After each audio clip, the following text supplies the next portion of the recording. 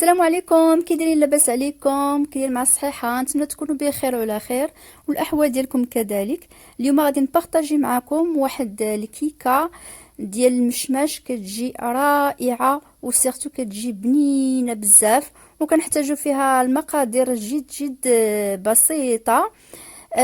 هنايا عندي جوج بيضات بحراره المطبخ، وعندي جوج الاكواب ديال لافارين او الفورص، وعندي هنا نص كاس ديال البودره ديال اللوز مطحون، وعندي هنايا قريصه ديال الملح نص ملعقه، وعندي هنا كيس خميره كيماويه، وهنا عندي جوج اكياس ديال السكر الفانيلا، وهنايا عندي جوج معلقات ديال الفواكه المعسله.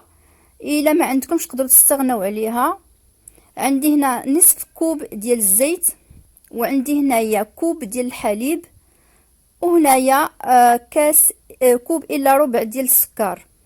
وهنايا غادي نحتاج المشماش بيسكو الوقت ديالو ماشي هو هذا، دوك انا خديت هذا ديال كونسيرف. عندكم كي قلت لكم الوقت ديالو ماشي دابا، الا كان عندكم متوفر يعني ديروه، سينو تقدروا ديروا هذا الكونسيرف، سا دون ميم ريزولطا. دونك فوالا نبداو الطريقه على بركه الله.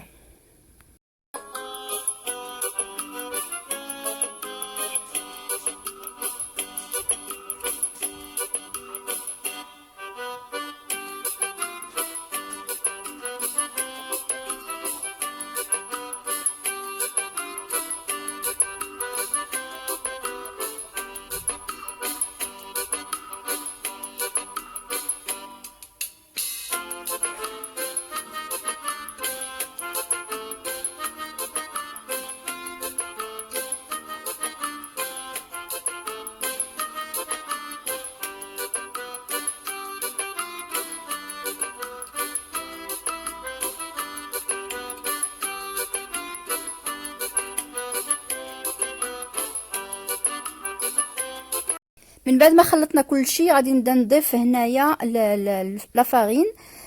كنديرها بشويه بشويه، لان كي كتعرفوا كل لافارين والشكل ديالها، كاين اللي كتشرب بزاف، كاين اللي كتشرب هذا. دوك انا كنضيف ديما بشويه بشويه على حساب الخليط اللي بغيت نحصل عليه في الاخر. دابا انا درت هنا كاس ونص وخلطت، غادي نشوف واش غنحتاج النص الاخر ولا لا. وفينالمون بقيت كنخلط، لقيت باللي احتاجيت جوج ديال الاكواب كامله في هذا الخليط هذا.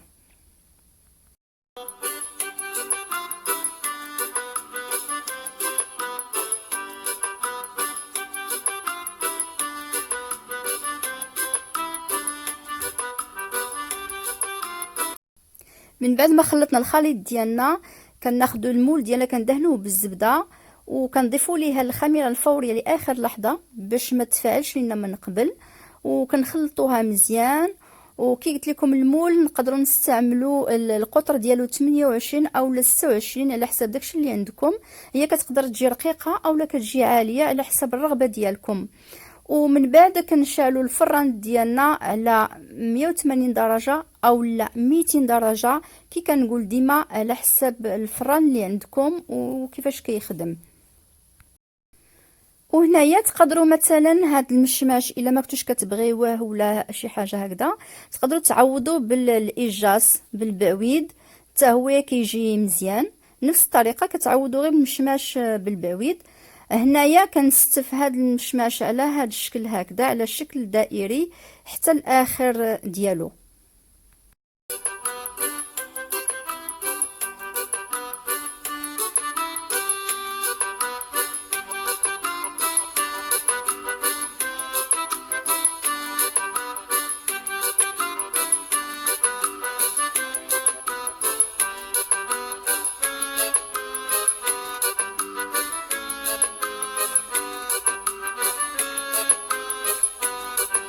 من بعد كنضيف هذاك الكيس ديال السكر الفانيلا على هذا الشكل هكذا، كيعطي هاد الكيكه واحد البغيونس في ملي كطيب وكل شيء. وهاد الفواكه المجففه المعسله باردون كنديرها حتى لاخر لحظه، تبقى واحد 5 دقائق على ما يطيب عاد باش كنضيفها باش ما تحرقش ليا. وهذا هو الشكل النهائي ديال الكيكه ديالنا ملي طابت كتجي على هاد الشكل هكذا رائعه، لا في المنظر ولا في المذاق ديالها. شتوها اللون ديالها دوغي، عندها داك البريونس، عندها حتى ليبيسور ديالها كتجي عاليه. وهنايا دوك الفواكه المعسله ما تحرقوش، بقاو مزيانين. وحتى المشماش يعني ما هبطش في الطياب، بقى الفوق. دونك كتجي فريمون زوينه كي قلت لكم وبنينه. ان شاء الله جربوها وما غاديش تندموا عليها.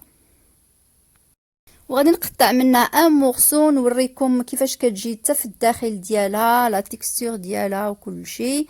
انا هنا كنقطع وكنسمع ديك القرمشه ديال القشره ديالها، كتجي مقرمله حتى هيايا. بحال هكذا كيشتيو لا تيكستور ديالها كتكون طيبه مزيان. ومن ناحيه ليبيسور ديالها وكل شيء. نتمنى ان شاء الله هذا الفيديو يكون عجبكم، وهاد الكيكه هي عجبتكم وتجربوها ان شاء الله.